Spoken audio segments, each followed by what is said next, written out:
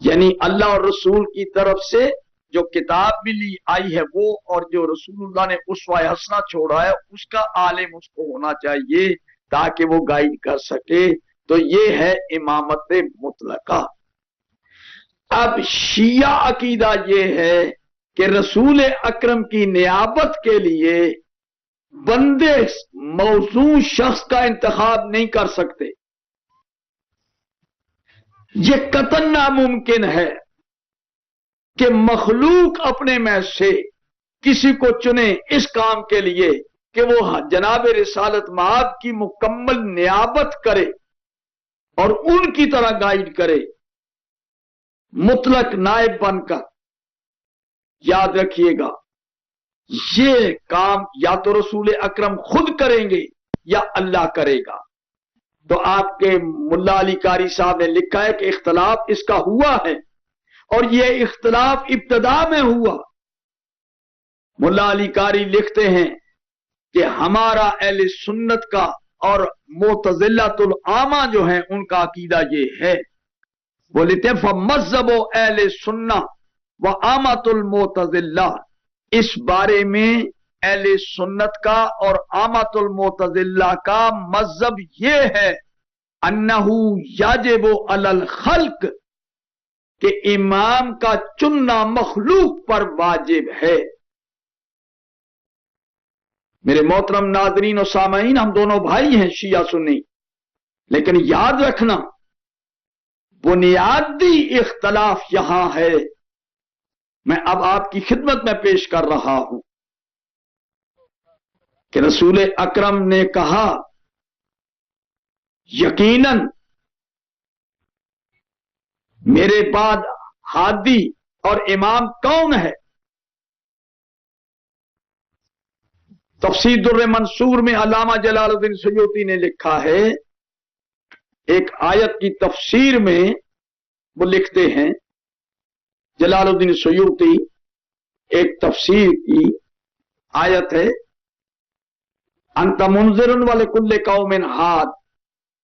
میں جلال الدین سیوطی کو کوٹ کر رہا ہوں، انہوں نے لکھا ہے در منصور میں ڈرانے والا ہوں ہر قوم کے لیے ہادی ہے۔ تو حضور اس آیت کے اندر تعویل کی ضرورت ہے، یہ اشارہ ہے، رسول اللہ نے فرمایا، اللہ کا فرمان ہے، رسول اللہ نے اس کی تشریح کی ہے۔ اللہ نے کہا انت منذر ولکل قوم ہاد، تو اس کو رسول ہی سمجھ سکتے ہیں، جناب ختمی مرتبت ہی صحیح سمجھ سکتے ہیں۔ تو اس آیت کے ذیل میں جناب ختمی مرتبت نے فرمایا انا المنذر و علی الہادی، میں ڈرانے والا ہوں اور میرے بعد، یہاں یہ معنی معذوف ماننے پڑیں گے آپ کو عقل کے ساتھ کہ رسول اکرم ہادی ہیں، لیکن رسول اکرم کے بعد ہادی کون ہے؟ حضور یہ بتانے لگے کہ میرے بعد ہادی کون ہے، ہادی کون ہے میرے بعد؟ اور حضرت علی علیہ السلام سے فرمایا انما المنذر ولکل قوم ہاد کی تفسیر انا المنذر و علی الہادی، میں منذر ہوں، میں ڈرانے والا ہوں، اور علی ہادی ہے۔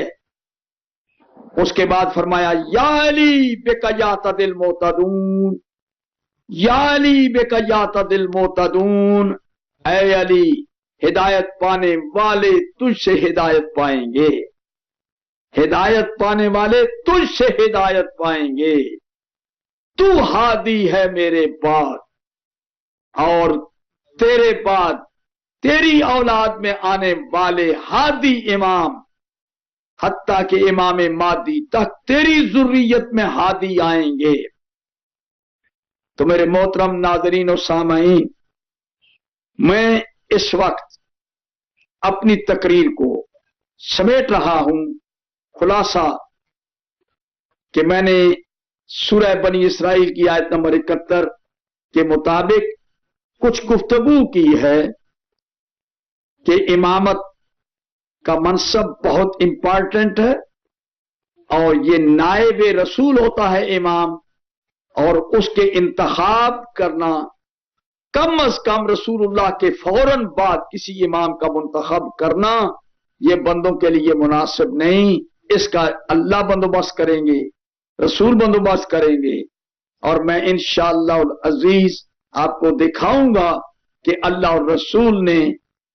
امامت کا سلسلہ قیامت تک کے لیے ماؤنٹ کر کے نصب کر کے بتا دیا ہے۔ وہ آپ سنتے رہیے، یقیناً ہدایت ٹی وی کے اوپر میرا مسلسل یہ پروگرام آئے گا، اور میری کوشش یہ ہوگی کہ دونوں بھائیوں کے درمیان پائے جانے والے ابہام اور غلط فہمیوں کا ازالہ کیا جائے اور قرآن اور حدیث کی روشنی میں مسائل کو حل کیا جائے۔ مجھے آخر میں دعا کرتا ہوں کہ پروردگار عالم ہم سب کو قرآن مجید سمجھنے اور اس کو پڑھنے اور اس کے بعد عمل کرنے کی توفیق عطا فرمائے۔ شیعہ سنی اتحاد زندہ باد۔ آخر دعوانا الحمدللہ رب العالمین۔